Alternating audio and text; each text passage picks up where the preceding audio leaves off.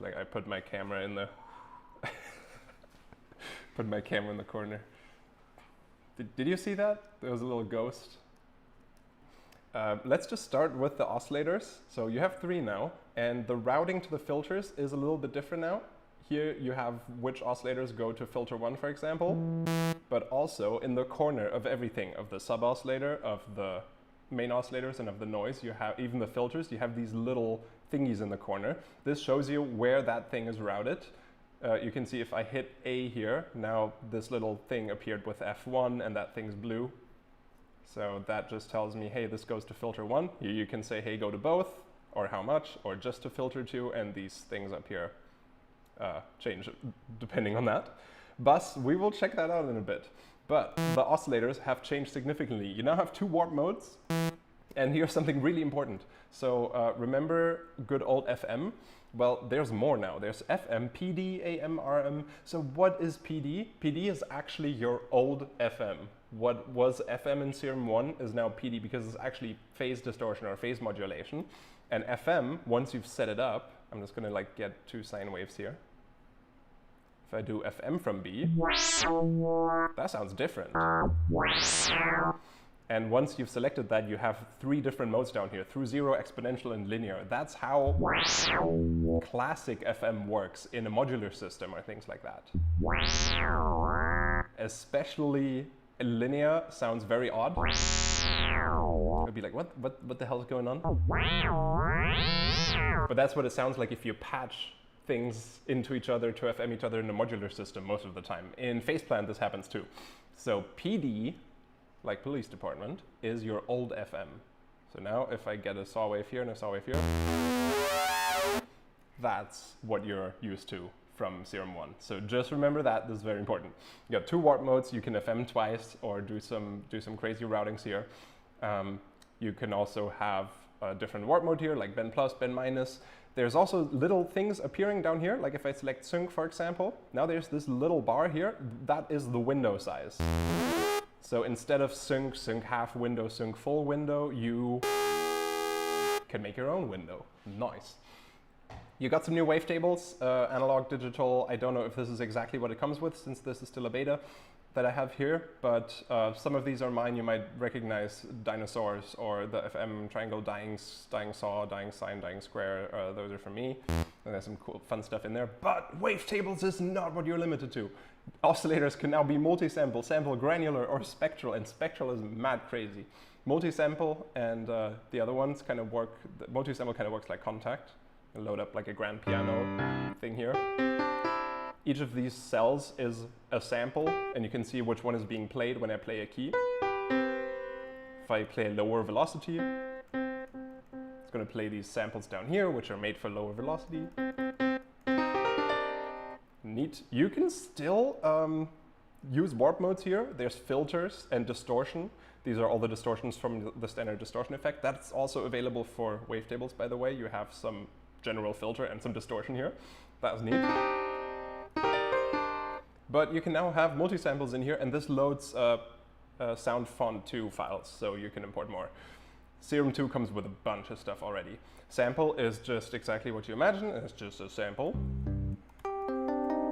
You can set start and end points. You can have it loop forwards, backwards, or forwards and backwards like a pendulum. If you've selected a loop, you now see you have a little loop region. You can change in and out point. You can change the like fade, crossfade here with this little thing.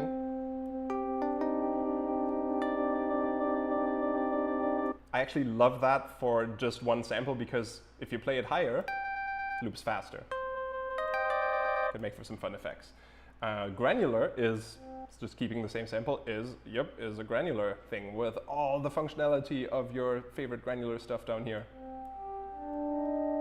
We can say how dense, how long, randomize the grain length, randomize the pitch, randomize direction, offset, panning, level randomization. Hell yeah. I have a preset here somewhere that I made that uses the granular one. No, not that one. Where are you? This is more of a one-shot type vibe. Beautiful granular pad. That works. And now for my favorite new thing, the spectral oscillator. So here, I'm just gonna grab a sample and drop that in here. Like a new bass sound, like... Take that one, that has some low end. So if you drop it in here, now you get the spectral view and you can change how fast that's being played. Crazy stuff. Oh, also the spectral oscillator is just a little loud by default somehow. If it gets too smeary for you, right click the scan knob, turn on phase lock. It's a little crunchier, or transients too. Now the transient's always going to be tight. And then you have new warp modes just for spectral. All this stuff is fun to be explored. There's also mask and vocode from the other oscillators for some fun stuff. Most interesting here is detune and spread, where crazy stuff can happen. Sorry for the loud noises. This can get very intense. Also interesting, gate. This is a spectral gate. Kind of like an MP3 quality effect. And some other stuff. I urge you all to try out all of these. Also interesting, real quick, going back to this, random phase stuff here. Unison here, but more unison options that in Serum 1 used to be on the global page are now on this little cogwheel here. Like the width, the range, the mode, linear, exponential, etc. That's all here per oscillator now, so you can just access that over there quickly. Enough about the oscillators for now, because we gotta go and look at other stuff. I'm gonna just init this real quick. LFOs, you have, I think, up to 10 now. You've got some quick actions over here, where if I click this, we can blah, blah, blah, or if I click this, we got or neat. But there's a crazy new LFO mode, where instead of normal, this can be path. So now, if I click and make some points, we get a shape. And if I want to apply this LFO to something, we have x-axis and y-axis. So x can go on the pitch and y can go on the volume, for example. Slow that down a bit. So you can do interesting stuff with this. There's some really cool presets in here. There's one that just spells Serum. I made some fun ones too, where it spells VR, or just some fun shapes. So you can do crazy stuff with this, having both axes as different things. You also have chaos. Also has XY, interesting. So these are different types of chaos, a Lorentz attractor, or just classic sample and hold that you can smooth. Which is fun. I've made a preset for myself where all LFOs are set to be random. Let me just load that real quick. User, all chaos LFOs. So these are all set to that, and if you apply them to things, you just have lots of crazy random motion to make you stuff like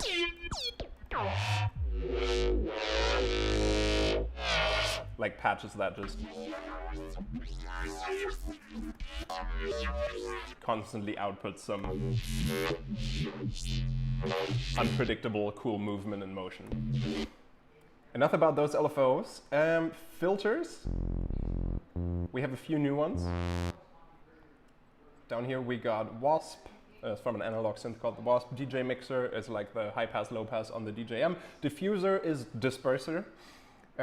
We got a very interesting one down here, the PZSVF, state variable filter. So if you open that up, you see there's nothing here, but there's this little edit button here. So here you have 4 snapshots, and for each snapshot, you can make yourself a filter shape. And you can also change these points to be something else than just a bell. This can be all pass, or this could be a low pass filter. And then shape number 2 could be something different. I'm just gonna make some nonsense here real quick. And then you got this XY pad here, where you can morph between the filter shapes. And resonance is gonna, if it's at 50%, it's gonna look exactly like the shape you drew. If you move that up and down, it's gonna just start moving these points up and down. Cutoff is just gonna offset the whole thing, and you can morph between your different filters. Madness! So much about the filters. I'm already 10 minutes in and I was like 15 minutes. Jesus Christ. Real quick look at the Arpeggiator and clip. So Arpeggiator if you have Ableton, this is exactly the Ableton Arpeggiator. You can save different presets for this arpeggiator down here, where I can be like, hey, this one I want to go up 12 semitones once, add really fast, and then this one, I just want to leave like that, and you can switch between these with these keys, which are going to be, if this is turned on, like a low octave somewhere. So you got an arpeggiator built in, which is nice, and a beautiful little visualization over there. And clip is an entire MIDI sequencer. You can load MIDI clips in here. You can make MIDI clips in here. You can store them over here. And yep, beautiful. And you can trigger them with these keys. So you also have a bunch of these options down here. You can make something in here and have that be the preview for your preset in the new preset browser. Like you might notice, there we go, that's one that has a custom one. So it's probably playing one of these. And that's really cool. If there is no designated preset demo MIDI, it'll just play a default one.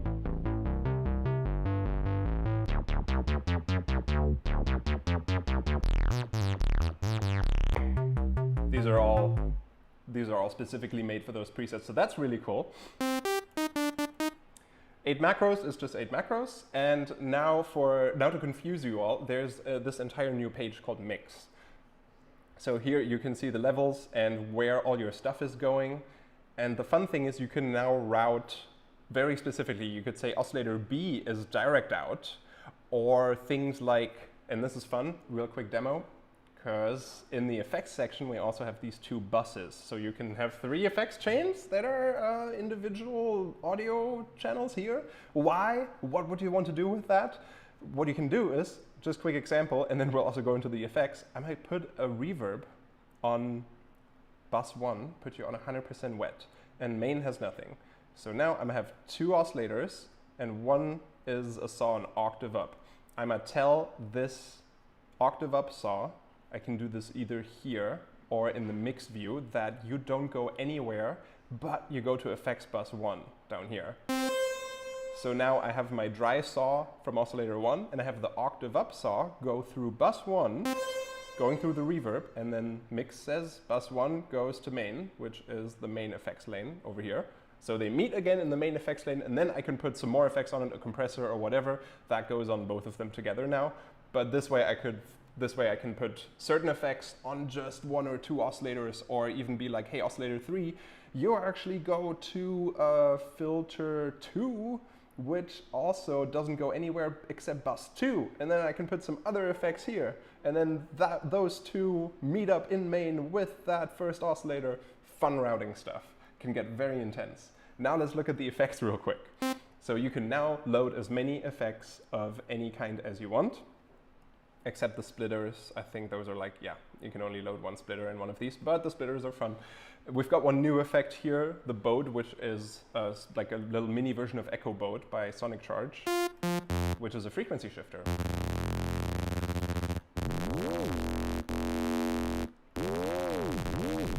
This is a little weird. By default, it pitches, it frequency shifts up on the like right channel and down on the left channel. You might notice that. Direction, if I put this all the way up, for example, now it only pitches up. It also turns the input now mono, so if this was a detuned saw that's wide, it has lost its stereo width. I have a workaround for that I'll show you in a future video. The fun thing is, now that you can load multiple of these, you can make a standard growl 3 OTT chain. So I could just hold Option and have 3 OTTs in a row. And maybe before that, a filter, that's a bandpass, and then we make our classic OTT growl kind of chain. But if we just do this, and then maybe add a distortion, you can already get some fun distorted acid type stuff. Oh, get you back to one voice. Also, all effects now have this. Yes, that was 15 minutes, I know. All effects now also have an output volume control over here. So if I turn this up, the filter, like anything after this filter is going to go louder into this distortion, which is neat because then I have more distortion.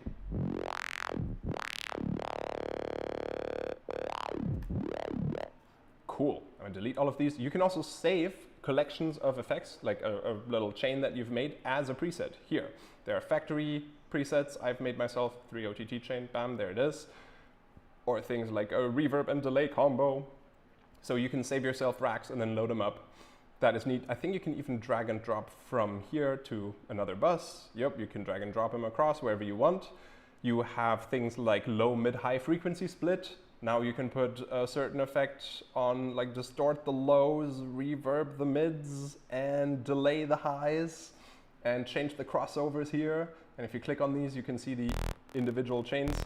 I don't know if this was a sensible effects chain, but it works. Crazy options. Yup, and other than that, some of these effects have gotten some updates. Distortion has, I think, some more. Overdrive down here is just like a classic overdrive, and it has this stack. So you can stack up to 16 overdrives. Jesus Christ.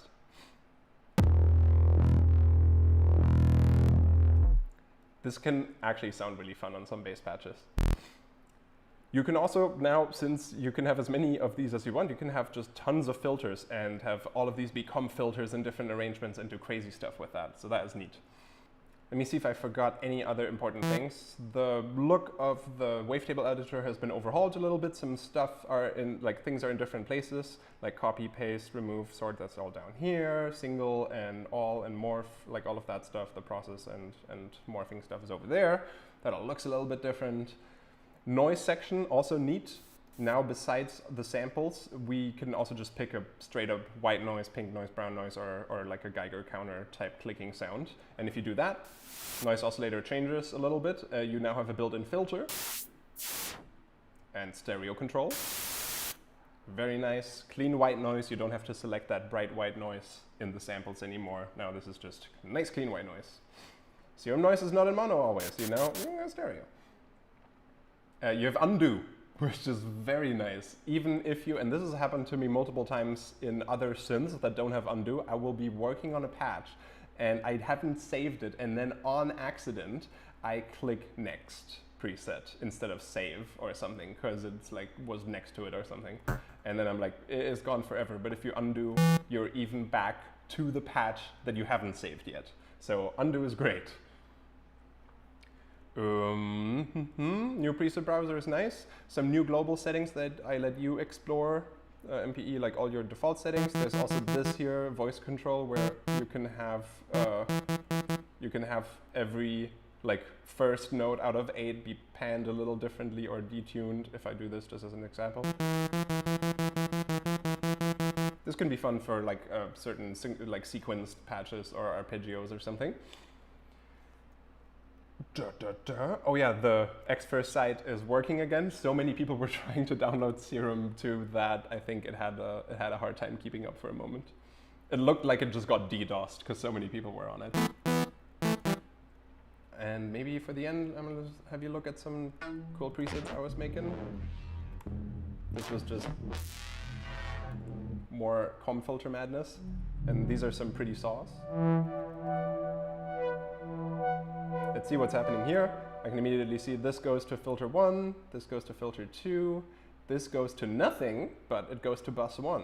So bus 1 has an extra filter happening here. Some other stuff also goes to bus 2. Then I think all of these, yeah, go to individual buses. Probably filter 2. No, someone. Is it the sub? It probably all made sense. It all made sense when I made it. Oh, the noise goes to filter 2, bus 2. And then I have all these LFOs in random patterns, and they're all moving these filters, which are making the different notes come up. Kind of random and bubbly. I think in this one, I try to, yeah, if I play this at lower velocity, no reverb. If I played at higher velocity, stronger reverb. Okay, here are the last two things that I find important and that I really liked. Remember how Serum 1 only had 2 note on randoms, note on random 1 and 2. And if you put 1, like note on random 1, on multiple destinations, it was the same random value for all destinations. Now there is note on random discrete. If you use this everywhere, anywhere you put it is gonna get a different random value on each note. So if I do this here, and if I do that here again, they're gonna get different random values, which is cool. Why would you want that? You can make patches that, especially if it's something arpeggiated, just sound a little different on each note. Like now this way, these two oscillators now have a random detune on each note, and we could pan them left and right, and maybe give them a little bit of release and have them go through a filter. Oh, that was the wrong.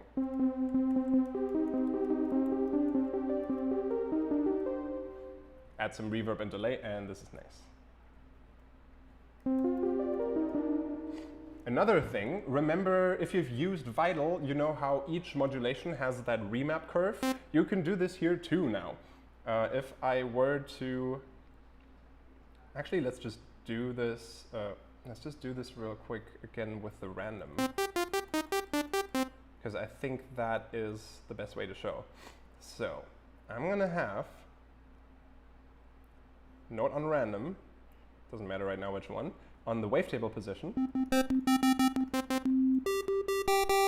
Cool. But here, where I see the modulation action, you now have this curve over here, which you can, as usual, like drag up and down. But you can right-click this and say editable curve. And I can say, hey, actually just be like this. So now there's a 50% chance that it switches to this position. So now per note I have a 50% chance if it plays a saw or a square. For other things, just as an example, if this was to control the volume, go over here, go editable curve. We even see the LFO moving, and if this line stays like this, this is exactly like the LFO shape will be interpreted exactly as it is. But if I do some fun stuff here, like this, now if LFO goes past 50% on, it's just always going to be interpreted as 100% and it rises faster. If I do this, yeah, you get to remap any modulation here in these as much as you want, and even the aux source can then also be remapped. You can edit that curve too. Fun stuff. There's so much, and it's a free update. It's crazy. There's some other additional new modulators that you might find if you go in here. Like I think note voice index, like the amount of notes that you're playing at the same time is going to modulate that. So, no, that's not the one. It's a different one. Voice index is over here. It's going through these. There's a different one that I forgot what it was called. Active voices. Nice. So I requested that one specifically because if you have a big supersaw stack and then you play a chord with 3 notes and a chord with 4 notes, the chord with 4 notes might be a lot louder because it's got 4 notes, it's got an extra note. You can compress that afterwards, but that might not sound as nice. So here, as you can see, if I play 1 note, this goes down a little bit. If I play 3 notes, this goes down even more. If I play 5 notes, it goes down even further. This is an extreme example right now. It gets way too quiet, but you can feel how the volume stays the same as I add more notes.